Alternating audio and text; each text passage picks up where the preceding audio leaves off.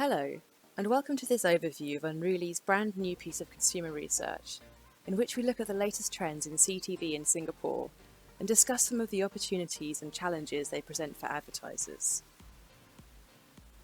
Before that, I'd like to set the scene by sharing some of the CTV trends we discovered in our previous study, which was all about the impact of COVID on consumer behaviour. That was from March this year. We found that due to the lockdown, people were spending more time watching all sorts of video, with around 30% watching more live TV, rising to 50% and over among certain age groups. We saw even larger increases in time spent on TV on demand and on online video. Spending more time at home created a huge demand for at-home entertainment. The rapidly changing situation meant that people were also following the news very closely.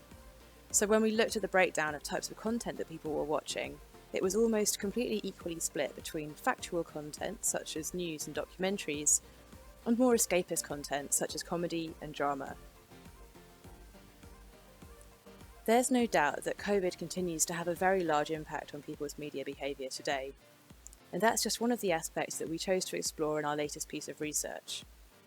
We surveyed over 500 people in Singapore to understand what TV devices and services they were using, how and why they were using them, and their experiences and opinions of the various players in the industry, and of course, what this means for advertising. So, let's kick off with 3 things you need to know about CTV in Singapore right now. The most exciting finding for us was that people who'd viewed ads on CTV were more likely to take follow-up actions than the average TV viewer, with significant uplifts in key metrics such as brand favourability, purchase intent, intent to visit the store or website or talk about the brand. Another big takeaway from the research is that multiple different stats suggest a very large number of Singaporean TV viewers are actively planning to reduce their spend on TV and switch to free ad-supported options, and there's a clear preference for free TV with ads over paid TV without ads. Finally, the CTV audience is large, growing, and CTV attracts audiences of all demographics. Many of the patterns that we saw in terms of the shift to CTV held true across age, gender, and household income brackets. So with that in mind, let's dive into the findings. Let's start with the size of the opportunity. Based on device ownership and usage, 87% of Singaporean respondents already have access to CTV. This means the potential audience for advertisers is huge. In fact, the majority of people are able to access CTV via multiple devices. So 66% have 2 or more CTV-enabled devices, 42% have 3 or more. This means that advertisers have a really varied and exciting canvas to play with when it comes to adapting their messaging across different devices. Smart TV was unsurprisingly the number 1 device among our respondents. 68% regularly watch TV via a TV connected to the internet. This was followed by games consoles at 45%. Streaming media devices such as Roku TV or Amazon's Fire Stick are becoming increasingly popular at 27%. Streaming media devices are not currently as popular in Singapore as they are in some other markets, but based on user satisfaction, we expect to see them continue to grow in popularity. Current users have extremely high satisfaction scores, with 88% rating their experience as either favourable or very favourable. Awareness among non-users was also high. This combination of high awareness and high satisfaction means there's great potential for positive word of mouth, driving further adoption.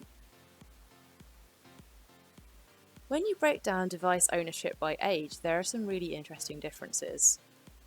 Looking at games consoles, they're far more popular among 18 to 54s, with a very significant drop-off for people aged 55 and over. Streaming media devices are more popular among people aged 18 to 44. People aged 55 and over are far more likely than younger age groups to use a Blu-ray player. Moving on from devices, we looked at which services people were using to access TV content. Currently, many are paying to access content, whether it's via a subscription streaming service such as Netflix, or a cable subscription, or both. Now, interestingly, nearly half of people are already using a free ad-supported option. This is significantly higher than in some other markets, such as the US. And based on everything we're seeing in our research, we expect this to continue to be an important growth area in the next 2 years. Breaking this down by age, we can see that younger people are more likely to use a paid-for streaming subscription.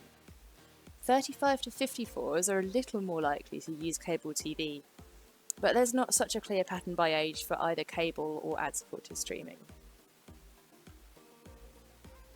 So, what are the key factors that people are taking into account when deciding which TV services to pay for? The answer here is very clear. It's all about range and quality of content, and ad avoidance is a secondary consideration. Other secondary factors include the convenience of watching on demand, being able to watch the same shows as friends and family, and of course, people are always looking for the best possible value for money. So 23% say they pay for a TV service to avoid ads. But as I said, those people are a minority and content is key. Content is key for all age groups, but it's interesting to note that Gen Z are far more likely to cite ad avoidance as their reason for using a streaming subscription. And the older you are, the more likely you are to focus on value for money versus cable. So let's look at the possible direction of consumer spending on TV services. The majority of people are currently paying to watch TV content. However, most people want to spend less. In fact, 77% are actively looking at ways to reduce their spend. Some are considering cancelling their cable subscription or the number of different streaming services they subscribe to. As we found, many people subscribe to more than one streaming service and they might subscribe to cable as well on top of that. Another way to spend less on TV would be to reduce the number of one-off on-demand purchases such as movies and sporting events. But the number one way to save money is to switch to using one of the free ad-supported streaming services that already have considerable traction in this market. And there's a very obvious pattern that younger viewers are far more likely to be switching to these ad-supported streaming services, which is interesting as they're also the age group who were also most likely to be paying for a streaming service currently. So with all this in mind, people are looking to spend less, and their main motivation is great content rather than ad avoidance, then free ad-supported streaming is the clear winner. When we asked people whether they'd rather watch their favourite TV show for free with ad breaks or pay to watch it without ads, 77% said they would go for the version with ads. So there's a strong appetite for this kind of TV service in Singapore. Preference for ad-supported TV is pretty consistent across age groups, although it's higher for people aged 45 and over. That's interesting because previously we noted that younger people were also more likely to cite the lack of ads as a benefit of streaming subscriptions. But ultimately, free content is more attractive to all age groups. So moving on to the ad experience itself, we found some very interesting differences between people who viewed ads on CTV as opposed to the average TV viewer. We asked people what made an ad memorable. We've ranked the results according to where we saw the largest contrast between CTV and the average. For both the overall TV and the CTV norms, the highest scoring areas were if the ad was for a product that the viewer had been searching for, or if it was relevant to their interests. However, where we saw the biggest difference between CTV and the norm was the ability to match the ad to the content, and to make the viewer feel emotional. Where we see these big uplifts for CTV viewers, that shows us the strengths of CTV advertising. With highly accurate targeting and dynamic interactive creative, there are more opportunities to create a memorable and emotive ad experience. And multiple research studies have shown that memorable ad experiences are absolutely key for driving brand and business impact. Our study was no different. We saw uplifts across all key metrics, but CTV ad viewers were 14% more likely to buy the product and 13% more likely to tell a friend. It's interesting to note that CTV shows uplifts for both direct response and brand metrics. But by utilising interactivity and data, CTV advertising is able to create an ad experience that fits perfectly alongside the content and it's emotive as well as relevant to the viewer's interests. Finally, let's return to the topic of COVID. The pandemic has certainly accelerated the growth of CTV.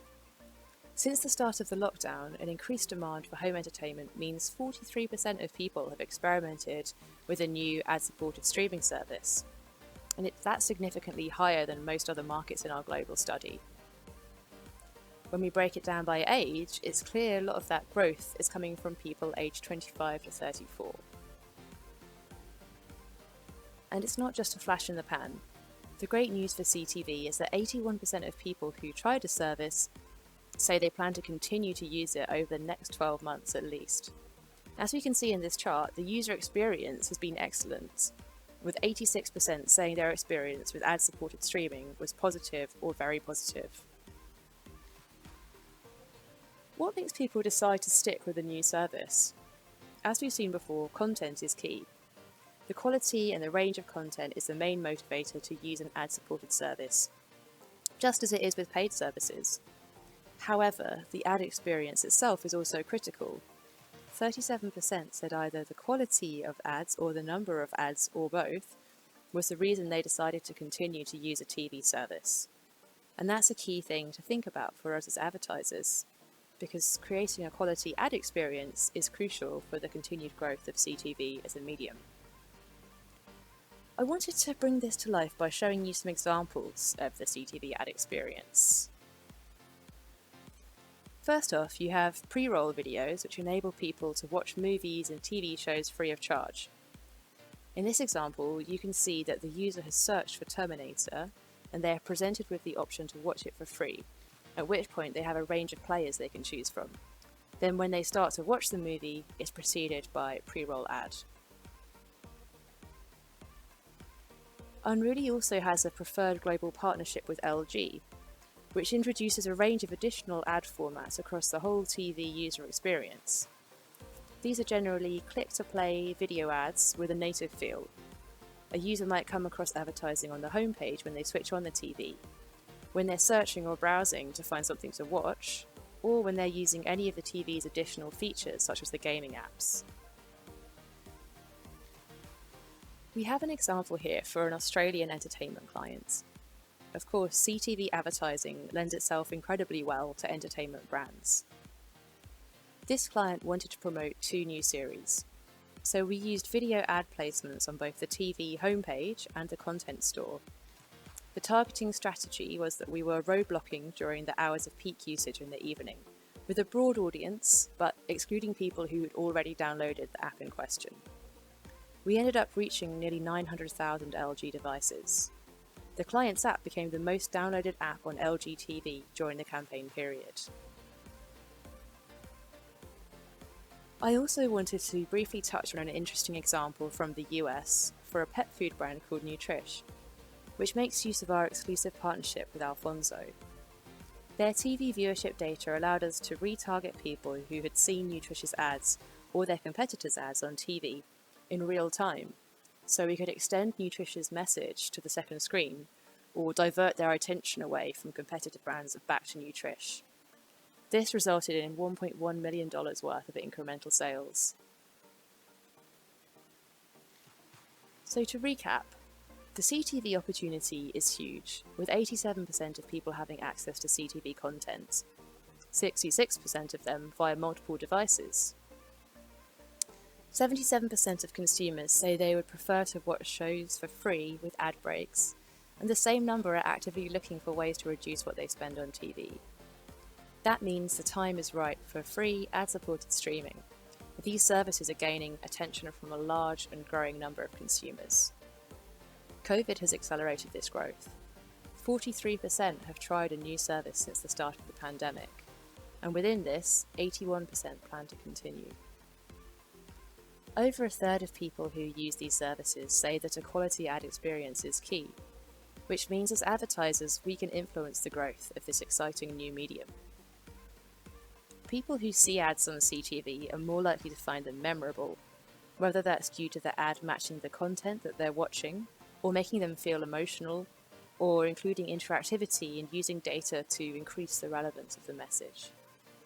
This means that CTV advertising has fantastic brand and business impact, driving uplifts in purchase intent, word of mouth, and more. Thank you for watching.